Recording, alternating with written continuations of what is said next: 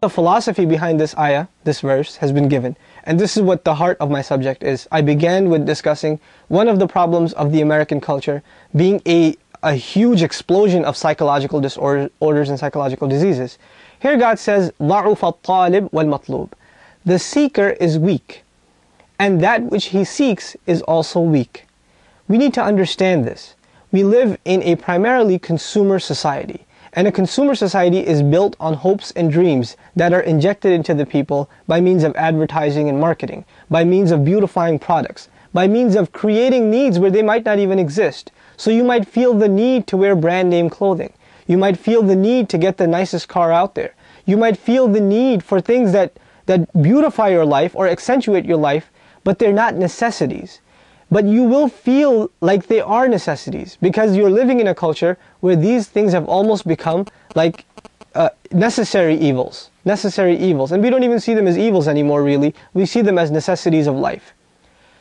In such a culture, what are some of the hopes and dreams we aspire towards? If you're a young student in college, you hope to graduate. You hope to get a good job. You hope to get a good home. You hope to get a nice car. Maybe start a family someday. These are some of the hopes maybe many of us carry.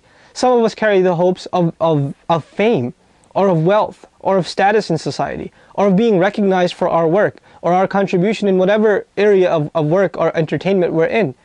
But all of these hopes and these aspirations and these dreams, in and of themselves, are weak.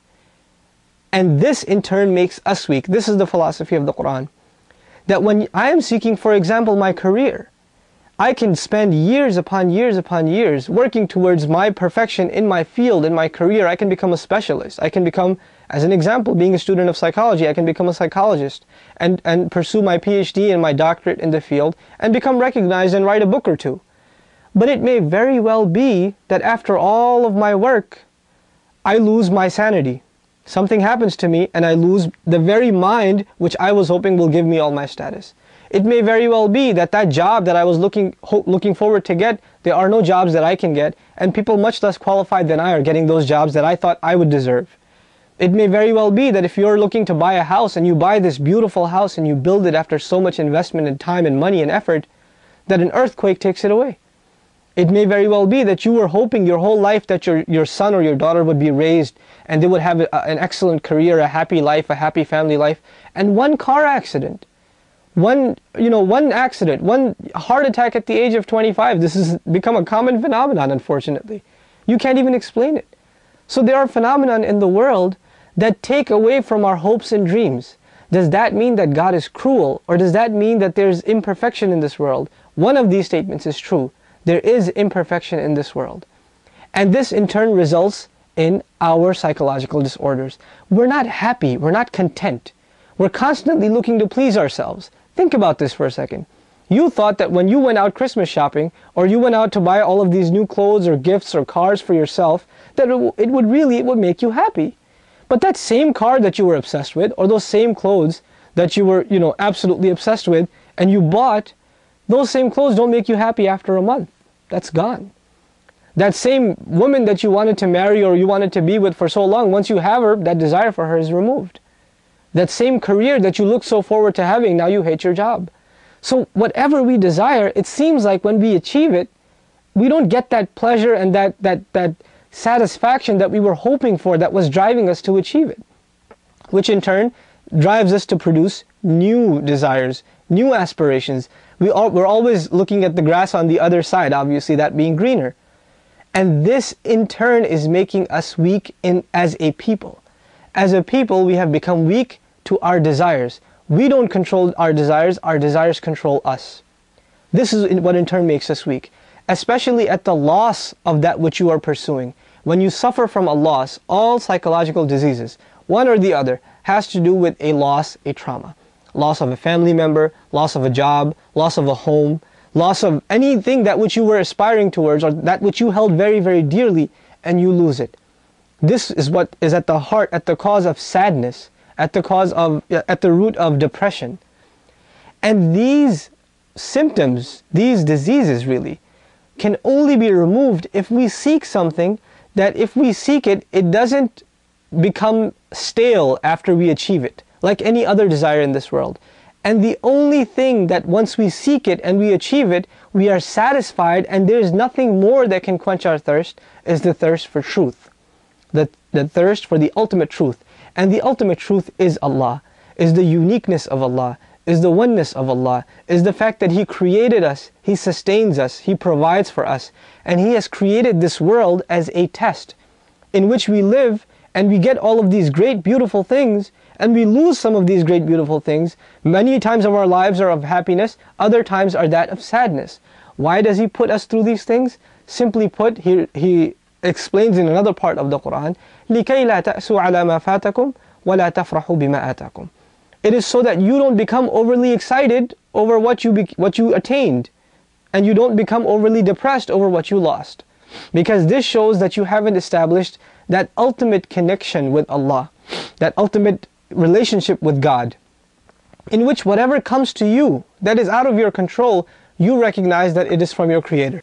Having said this, the Creator of the universe demands on us a very special relationship.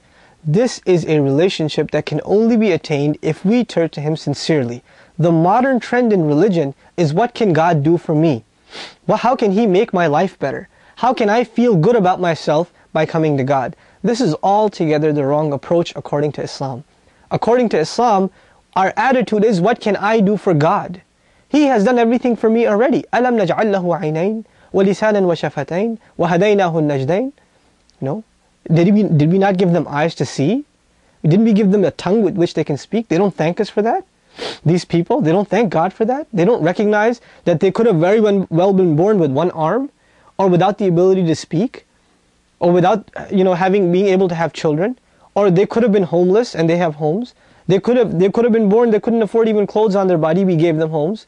The fact that you're even born in a country that is thriving and it's well-to-do is from the mercy of God. Very well, it could have very well been you would have been born in Afghanistan or in Somalia. It is God's will that you're born here. Don't you thank Him for these things? So we have become a people that are looking for God to make our life better. He will make it better once we seek to do what He wants us to do. He is asking us to turn towards Him. We as a people need to turn towards God. We need to recognize that in His service, we cannot associate partners with Him. We cannot attribute to Him things that we would want to attribute to ourselves. We don't say things on behalf of God without knowledge. We don't say things like God loves you or God is pleased with you. That's the knowledge of God. How dare any of us take that role and say what God is thinking of us? We have to be humbled. And in the faith of Islam, we are humble to Allah in that we don't make the claim that Allah is pleased with the Muslims. We make the claim that we are struggling so that He may be pleased with us. We don't even know. Not until that day of judgment. Not until death comes to me, which He has ordained, will I know where I stand. Until then, I'm in this limbo state where I have to keep struggling for Him to be pleased with me. And I won't know. I really won't know until I get there.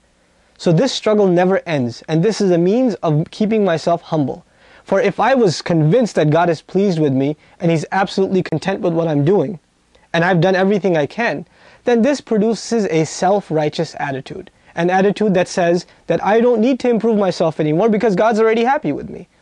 So this arrogance is at the root of what the devil himself, the shaitan himself, carried. His primary disease was arrogance. So reminding you of the verse that I shared with you once again, I remind all of us, as people of faith, as people that believe in a God, that we need to humble ourselves before our Creator. We need to thank Him for the good things that He has given us. We need to recognize that we will remain weak as a people so long as we turn to other things for contentment other than Himself. And when we submit ourselves to Him and the truth that He has revealed, you will see a contentment, a peace, a harmony in your life that nothing else in your life has ever given you.